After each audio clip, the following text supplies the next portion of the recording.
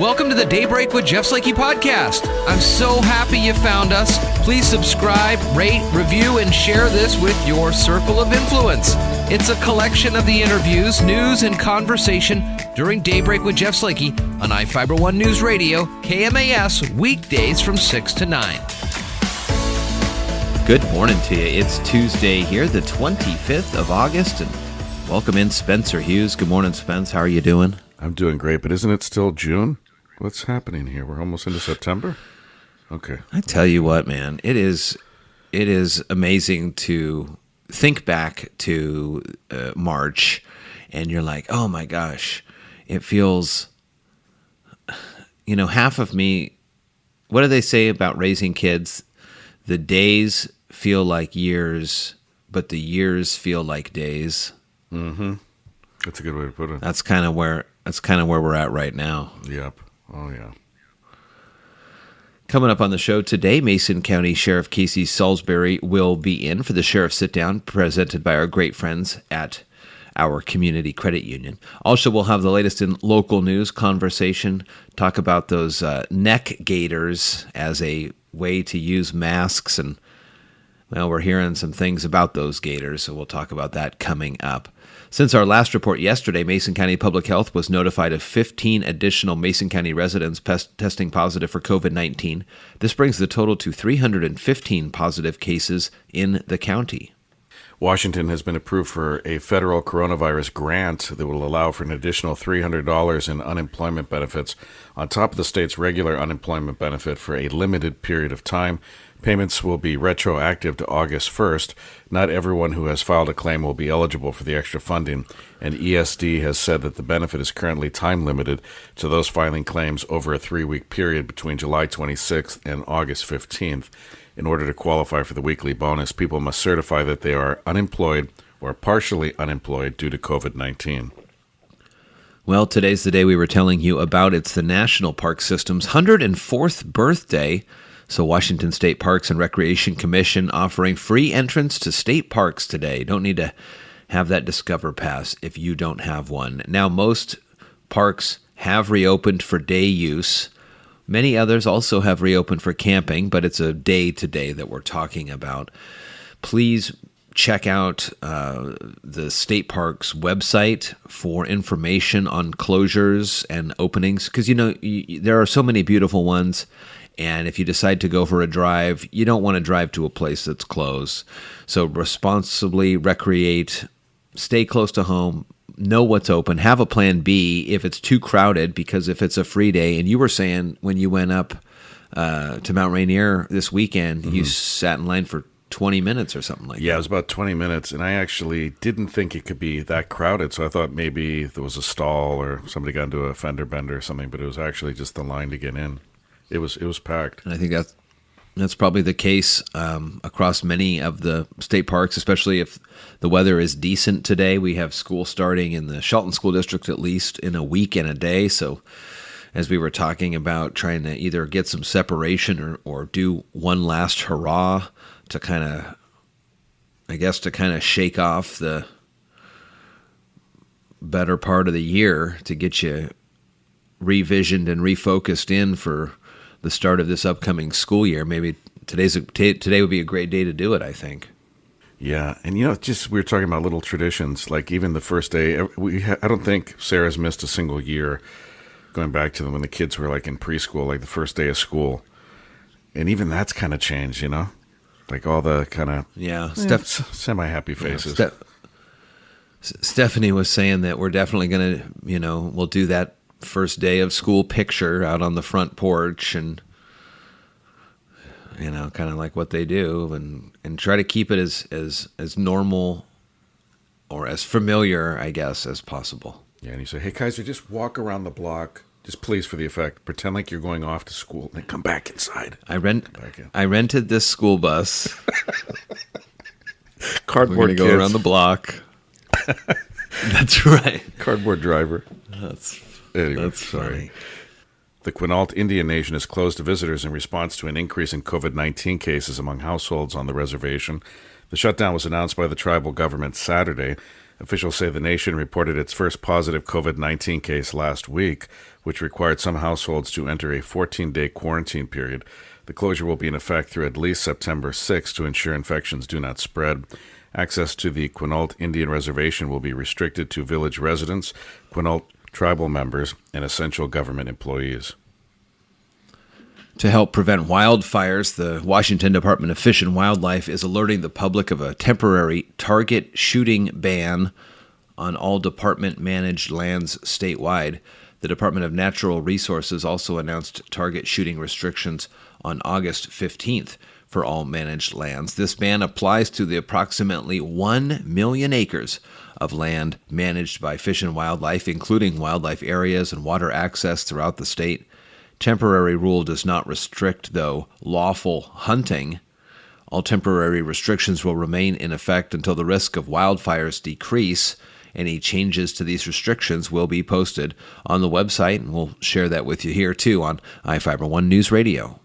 The hundreds of thousands of bikers who attended the Sturgis motorcycle rally have departed western South Dakota, but public health departments in multiple states are trying to measure how much and how quickly the coronavirus spreads in the bars, tattoo shops, and gatherings before people traveled home to nearly every state in the country. The city of Sturgis is conducting mass testing for its roughly 7,000 residents. Health departments in at least 6 states are also trying to track outbreaks from the 10-day rally, which ended on August 16th. They face the task of tracking an invisible virus that spread among rallygoers who then traveled over half of the counties in the United States.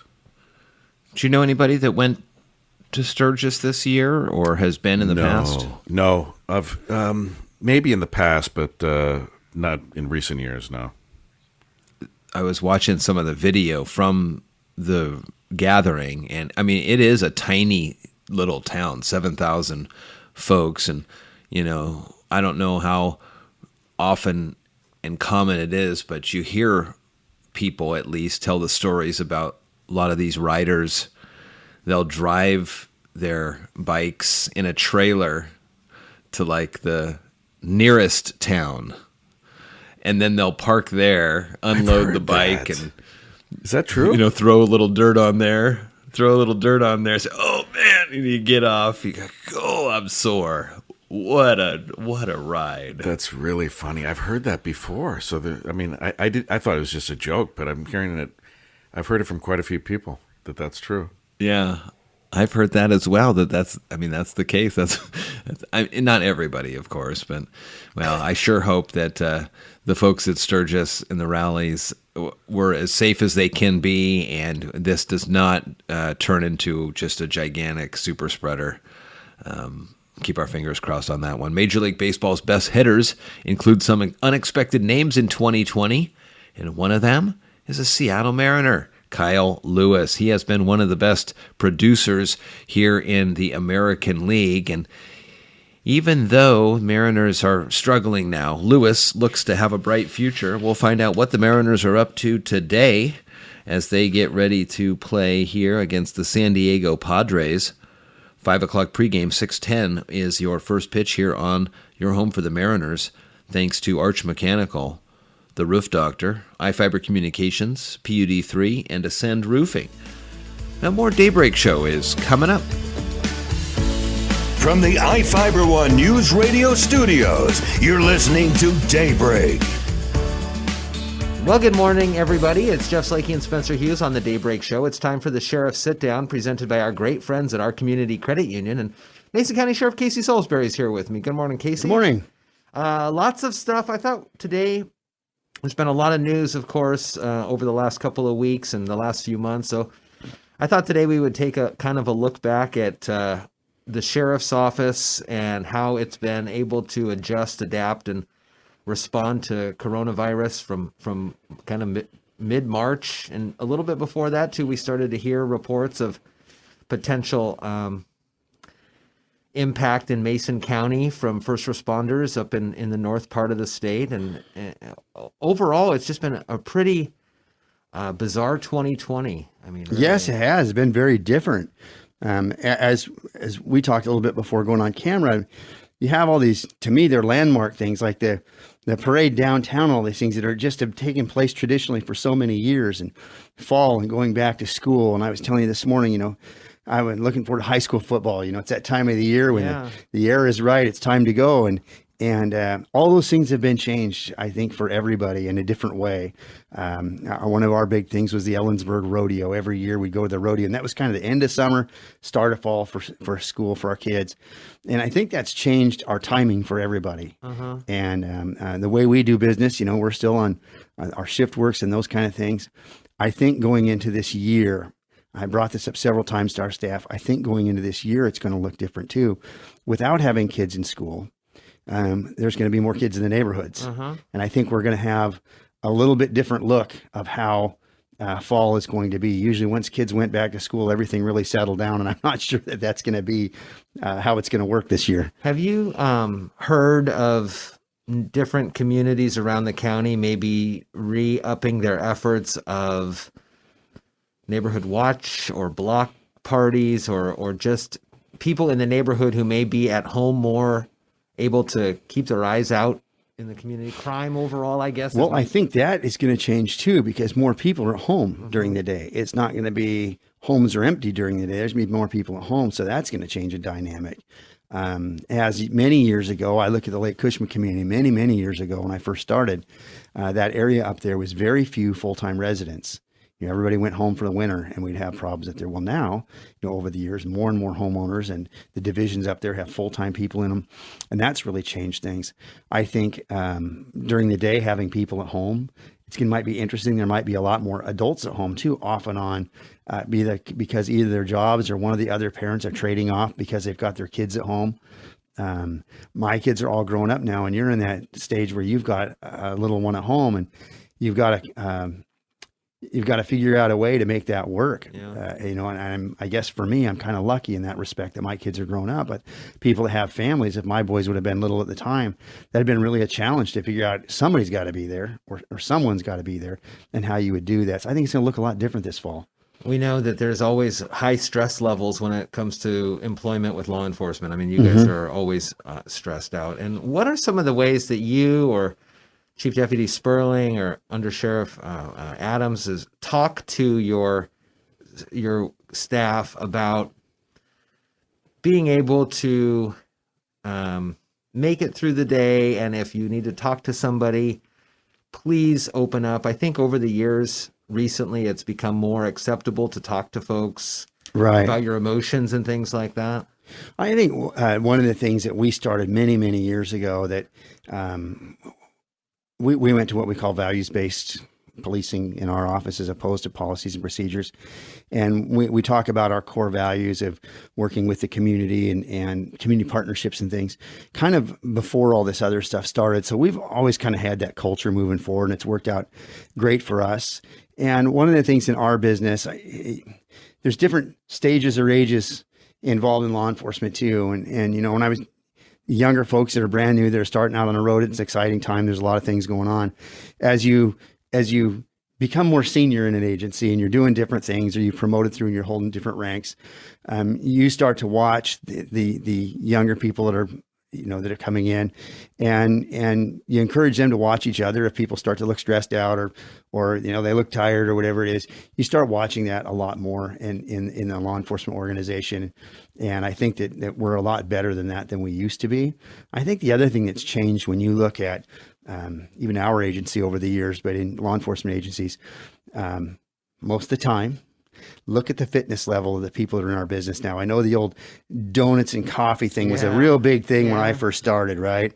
You take a look at our agency, and there's folks in there, the majority of our agency, incredible fitness. Do you think that's because more of military personnel, when they get out, they go into law enforcement as a... Is that the same as it's been, or? I don't know, because when I started, there was a number of folks that were always very fit. Yeah. And I think it just hung on a lot longer about people being out of shape. But our agencies, both the agencies I've been with, you look at them now and how great shape people are in, mostly. Is it maybe too because of maybe old stereotypes of just officers sitting behind their desks all day, as opposed to what you guys, the value-based or what Shelton is doing with community policing and out and about? I honestly think that over the years in the business, people have looked at the average age of police officers is the reason we get to retire early is because we usually die earlier. Yeah. And a lot of it has to do with the stress and not sleeping because you're working shift work most of your career. I think that's really, really hard on people. More than if you've ever done that shift work for months and months and months on end or years on end, it's really hard on you. Yeah. Your time's thrown off. And then people have realized over the years that being physically fit, it keeps that at bay a lot better. And I think you see a lot more people out doing that at first for their health and their welfare and their longevity in the business because of stress and those kind of things. And I think that's been one of the things that people have learned. It's just like now, I mean, I went to college as a health ed major, and you talked about this kind of stuff before, but wasn't necessarily in the police business. People are really more nutritious conscious about what they're eating and out there at night when you're working and have to go to sleep in the morning. Your food schedule isn't normal like other people, breakfast, lunch, and dinner. It kind of runs backwards with that. Yeah. So a lot of differences over the years. I see, I watch the younger people come in. You look at kind of my generation coming in. Most all the people in our office all have college educations. And there for a while, we had a number of people with doctorate degrees and a bunch with master's degrees in our offices. And people don't think about that. And you look at other people's businesses and how many have that across the board. And so you look at the level of education that these people are putting in and what they're doing now. Last week, Chief Moody made the announcement that he's going to be done the end of the year. You know, Darren and I are fairly close to the same age. I think he's a little bit younger than I am, maybe a year or two.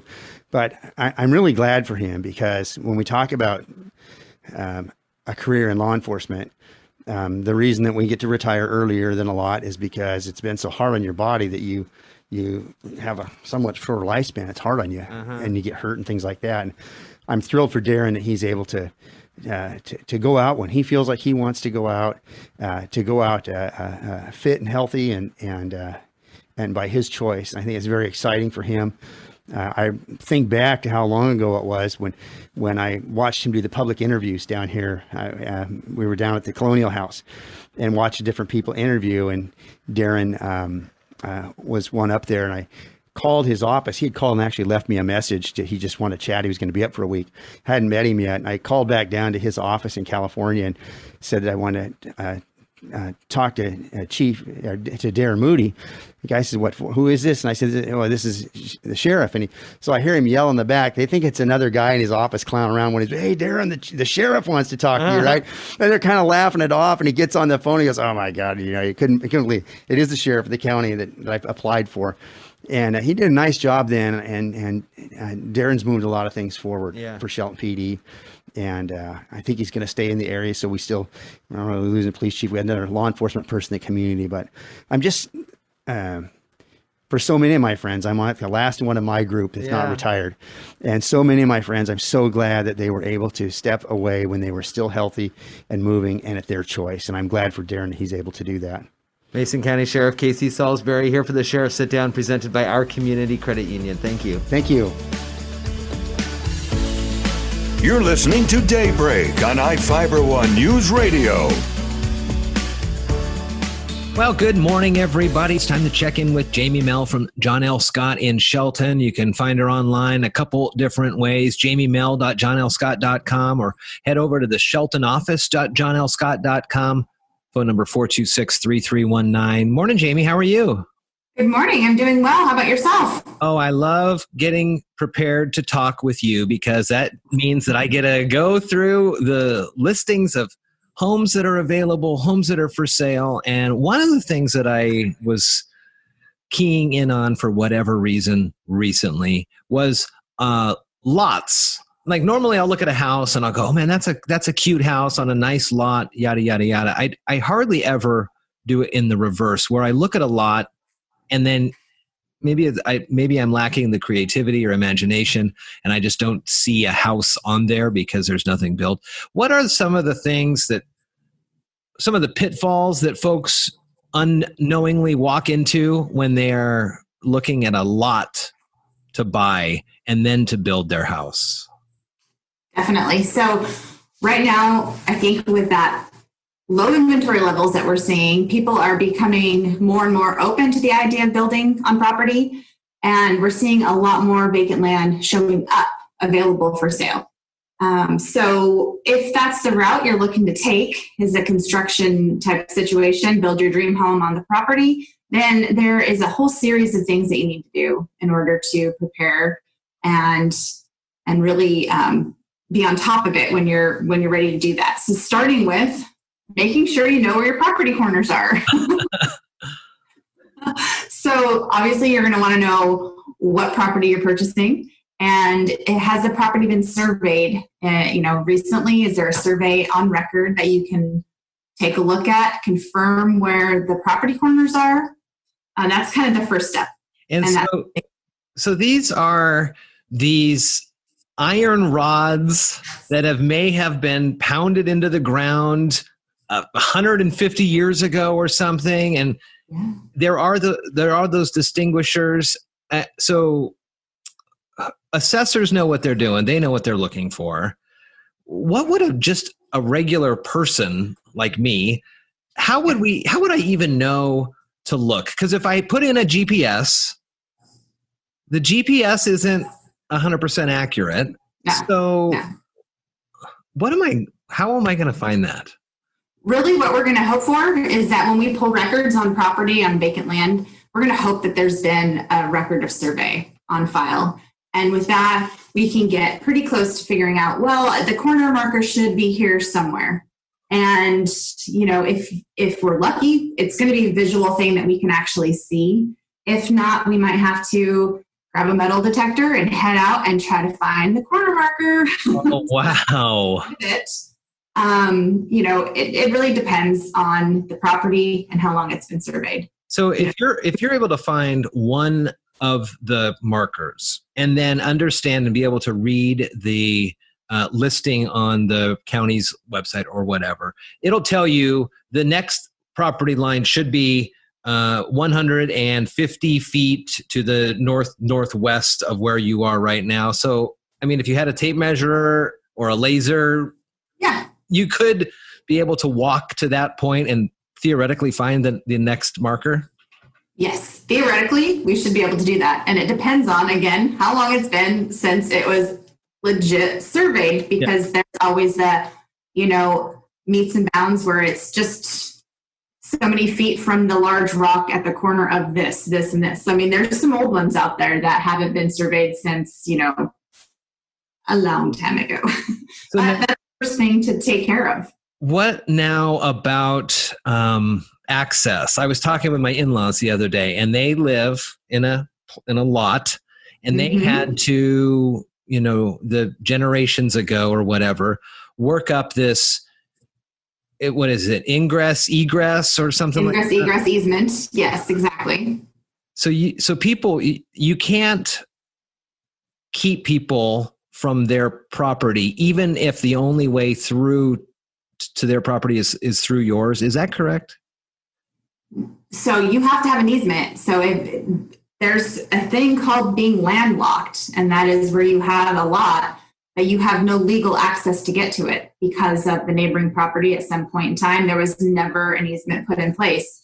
So that is something that once you get the title report, you're going to be wanting to look through that title report very closely to ensure that there is some amount of an easement for access to your property. If there's not, then you're going to need to get creative, and hopefully you'll be able to get a neighboring property to agree to something. Maybe you might have to buy an easement if they're not willing to just allow you an access to it. The majority of the properties that we run into are not landlocked. They have easements in place, but you just want to ensure that that easement is where you like it. Is the easement running through your property at a weird angle? Those kind of things. You just want to check into that and see how it's all laid out. So when you move forward to get your well installed or your septic installed, you'll have a site plan that will actually work properly for you. Well, I was just going to bring up the septic net, and that's got to be another huge issue. I'd imagine if if there happens to be a lot of land within a city boundary or close to a city boundary, there could be access there. But otherwise, you're going to have to, again, look at the lot of land. I guess figure out some flat portion that somebody would be able to come in and dig your septic tank in there. And are there any requirements about distance from property lines on those types of things? Certainly. And so during your feasibility study, so once you find the piece of property that's going to work for you, you're going to get under contract with that, hopefully, and you're going to include a feasibility study. And the feasibility study can be as many as 10 to 30 days, depending on how much time you might need to get all the details in order for yourself. So once you get that, you're going to go ahead and you're going to meet with like a septic designer. You're going to be talking about doing perk holes, getting a contractor out there to dig the perk holes to make sure that the property is going to sustain whatever type of septic system might be required. Because the costs can vary widely on whether it's is it a pump system, is it gravity, those types of things. So that's where you're going to want to start down the road with the septic. Also, water. How are you going to get water? Is there water available? Is there a community well nearby? Do you need to have your own well punched in? And so talking to a well driller. You can also do a lot of the well drillers around here know how many feet down a well might be. You can get on to I think it's the ecology website, and you can see what your neighboring properties have as far as depths for the well. But those are the main things you're going to want to make sure of. Utilities. So once you have discussed with the septic designer, you have your well information, then you're going to need to know about how you're going to bring power to the property. So dealing with the PUD, finding out what it's going to take, because that's a huge expense as well. There's a lot of kind of out there beauty of finding a lot and designing a dream home or whatever like that. It sounds like without proper representation, there is a lot of things the layman, me, could get wrong here. Certainly. And I've seen it before where people love a piece of property. They love it. It's beautiful. It's got trees and it's gorgeous, and they buy it without doing the due diligence, and they find out, well, they can't take the trees down because of the setbacks. So they really have no building lot available, or, it's out in the boonies and they love it because it's secluded, but it's going to cost huge amount of money to get the power brought out. So there's a million different things. And yes, having the representation to be bringing these items up and saying, hey, we actually need to do this research before we close on it, because I don't want you stuck with something you can't resell down the road. And we talk about closings and with regular properties, and they are happening very fast. If someone were to find a lot, is the purchase of that lot at that same rapid pace, and then it's up to the new homeowner to then deal with their own timeline on the build? Yes, so it depends on how you're moving forward. I've seen it where people are buying a lot and it's quick because it's cash. Maybe they have that. If it's financing, it's going to take a little bit of time. But if it's a good buildable lot, we're seeing those going pending very quickly and closing as well. Once you're closed, you have your vacant land and you start moving forward. Now, whether that's in the form of slowly building as cash flow happens, or whether you're going to put that into a construction loan and move forward with the builder that way. And if you're going to try to secure a loan for this, does it have to be an all-encompassing loan? I mean, is there the loan for the land and then there's a secondary loan for the build-out, or does it all have to be together? There are a few different scenarios, and it depends on the lender, because you may be purchasing the property and a construction package at the same time. So you essentially have one closing, or you could purchase it as property and then you roll the property into the construction loan. there's a lot of different ways to go about it. So dealing with the right lender on this, because you don't want to be closing several different loans and encompassing all those different closing costs. Right. So a lot to think about, and a lot would be best put on an agent's plate, I would say. So right. You're able to deal with just looking for that beautiful lot of land. 360-426-3319, online at sheltonoffice.johnlscott.com, jamiemell.johnlscott.com. We'll put the links in the show notes. And of course, right there on Railroad in Evergreen Square, you can see the beautiful building there. Jamie, good to catch up with you, and nice to talk with you. And it's fascinating how many different options are out there for folks looking for a place to live. There are a lot of options. Have a good one. Thank you. From the iFiber One News Radio studios, you're listening to Daybreak.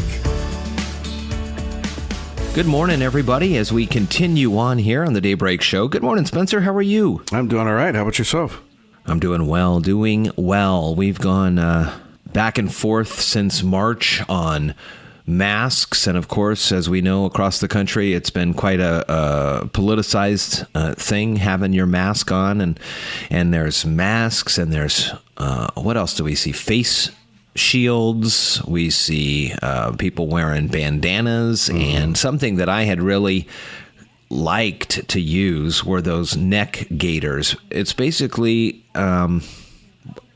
it's an infinity scarf that just goes around your neck. Right. And it's elastic, and you can keep it around your neck, and then you pull it up above your nose, or you can do a lot of different things with it. Runners use it in the winter to help kind of protect their face from frostbite and things like that. Yeah. And so people thought that it was a covering, a face covering. And so it's good, but there's a new survey out that does not necessarily say that. What are you finding here? Yeah, so research, and I haven't had a neck gaiter yet, but now I don't think I'm going to buy one, but I've used the bandanas. But researchers at Duke University say bandanas and neck gaiters that slide up over the nose, as you described, in the mouth, are among the worst choices because they do a poor job of blocking the tiny fluid droplets that can spread the disease. And you were telling me about this, and they're saying that these gaiters and the bandanas were found to actually break up the particles as they leave your mouth or your nose.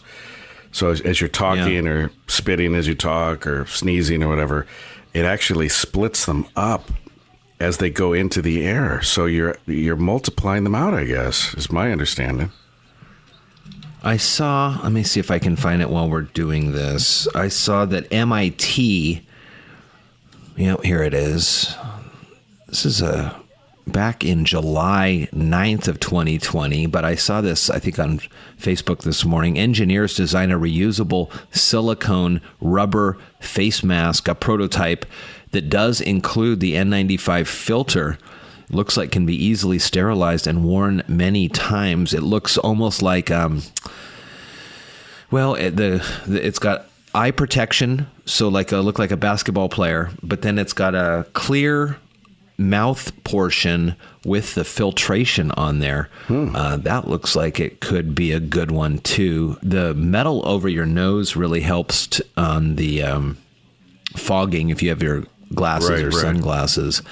Man, that was, when I read that, when you told me about that, these gaiters might be worse than no mask at all. That is what's so crazy about it. I don't understand it. Well, you know what? I don't necessarily buy it. I'm not an expert on this, but the bandanas, I know what they're talking about, but I fold mine up, or else it hangs down to the middle of my chest, and I look really ridiculous. Right. I look like I'm in an old Western ready to rob a stagecoach. So I fold them over. So the part that's over my nose and mouth is really double. I mean, this is the bandanas I got at Walmart once upon a time. I never thought I'd use, are pretty thick already, and they're folded over. They're so thick that I can't breathe through them sometimes. I actually have trouble breathing, so I can't imagine the droplets are getting through that very easily. So I'm wondering if they just mean kind of the thinner bandanas. Yeah, and I know exactly what you mean. When I was at T-ball the other day, I had the gator on, and it was in between innings, so I was just kind of standing there, and there was a part of me that was saying to myself, there's only one layer here. There's only one fabric layer here. How is this working? And so then, you could flip those up and it'd be a second layer. I wonder if you can sew two gators together to make it a double. That might be something to look into, because to me, they are a lot more comfortable to wear. Oh, yeah. And they go up good up over the nose. If there's a way that we can make sure that these actually work, but if they don't, then I'm going to have to not use them. Well, I'll just wait till winter and use them for running. Yeah, and I bet a lot of companies are going to see this study and say, wow, here's, an area for innovation. Now we're going to make, you know what I mean? I think this is good that this is coming out. And then the innovators out there will come up with a solution. They'll come up with a gator that is, like you said, double or triple thick or something that you could still breathe through, hopefully. Yeah. Yeah, this mask Pretty that you interesting. gave me that you found, I'm telling you, man, seriously, that's the best mask. I've tried dozens of masks, and they all pull my ears forward. They're all too thick to breathe. These are like that neoprene material, and it folds into itself so thin. You can put it in your shirt pocket when when you're driving around until you get somewhere. Those are the best ones I've used. I give up on the kind of handmade ones that people make. They're really cool looking and they have cool patterns and people are being really creative. But until I find one that fits my head, I can't wear them. They give me headaches. It's just too much strain on my ears. You're exactly right. And listen, you got to have your mask on. Yeah. Whether or not you believe the virus is a real thing, I mean, pretty much to do business in the state of Washington, you got to have your mask on. So you might as well get one that you like, one that fits you comfortably, and one that actually protects others and yourself from the virus. Oh, yeah. All right, more Daybreak Show coming up. Thank you so much for listening to today's Daybreak with Jeff Slakey podcast. Again, I'm so happy and honored you found us and chose to listen. Please subscribe, rate, review, and share this with your circle of influence. It's a collection of some of the interviews, news, and conversation during Daybreak with Jeff Slakey on iFiber 1 News Radio KMAS, weekdays from 6 to 9. Thank you so much again, and talk with you next time.